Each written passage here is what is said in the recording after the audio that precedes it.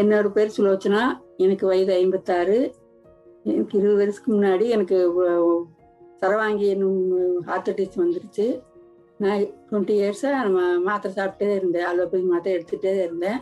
அதனால் எனக்கு கண்ணு ட்ரைனஸ்ஸு, நுரையீரல் பிரச்சனை, ஆஸ்துமா, வெயிட் ஜாஸ்தி ஆயிடுச்சு. என்னால் நடக்கவே முடியாமல் ரொம்ப கஷ்டப்பட்டு இருந்தேன். மூச்சு வாங்கி 2 எட்டு எடுத்து வச்சா மூச்சு வாங்கும். பசி ரொம்ப ஜாஸ்தியாக இருந்துச்சு. தூக்கமே சுத்தமாகவே இல்லை. 1 மணி நேரமே தூங்குறது இல்லை. நைட்டெல்லாம் தூக்கம் இல்லாமல் ரொம்ப கஷ்டப்பட்டு இருந்தேன்.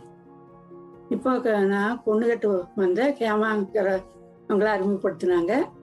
கேமா மூலியமாக நான் வந்து பொண்ணு ஃபஸ்ட்டு எனக்கு வசந்த சேர்ந்தா கேமா கிட்ட நான் 21 ஃபஸ்ட் சாப்பிட்டேன். அப்புறம் 3 months 12 weeks ப்ரோக்ராம் சேரலான்னு எனக்கு இருக்கிற நோய்க்கு பண்ணலான்னு சொன்னாங்க. நான் வந்து 3 மாதம் ஆகிடுச்சு. 12 weeks முடிய போகுது. நான் 28 ஆரம்பித்து 4 மாதம் ஆக போகுது.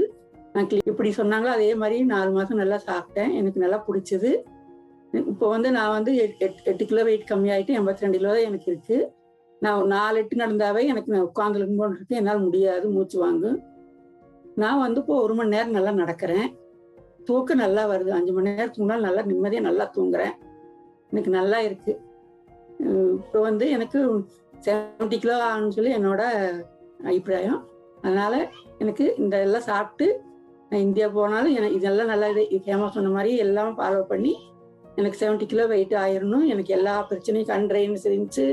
கண்ணுக்கு மருந்து இப்போ ஒரே நைட் மட்டும்தான் ஆயில்மெண்ட் ஊற்றுறேன். அதுவும் நல்லா இருக்குது. எனக்கு எல்லாமே சரியான மாதிரி இருக்குது. ரொம்ப சந்தோஷமாக இருக்குது. ஆனால் இன்னும் நம்பிக்கை எனக்கு. கேமா சொன்ன மாதிரி 70 கிலோ ஆயிடுவீங்க, நீங்கள் சின்ன பொண்ணு மாதிரி ஆயிடுன்னு சொன்னாங்க. அதே நம்பிக்கை எனக்கு நல்லா இருக்குது. எனக்கு இந்த நோய் கடைசி வரைக்கும் டாக்டர் சொன்னாங்க, நீ கண்ட்ரோல் தான் பண்ணு, கண்ட்ரோல்லாம் வைக்கிது உங்களுக்கு நல்லா அது மாத்திரை விட்டீங்கன்னா மறுபடி வந்துடும்.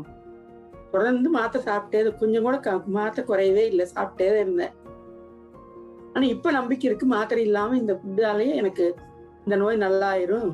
நான் பழையபடி எனக்கு 30 வயசு எப்படி இருந்தனோ அது மாதிரி நான் வந்துடுவேன். எனக்கு ஃபுல் நம்பிக்கை இருக்குங்க. எனக்கு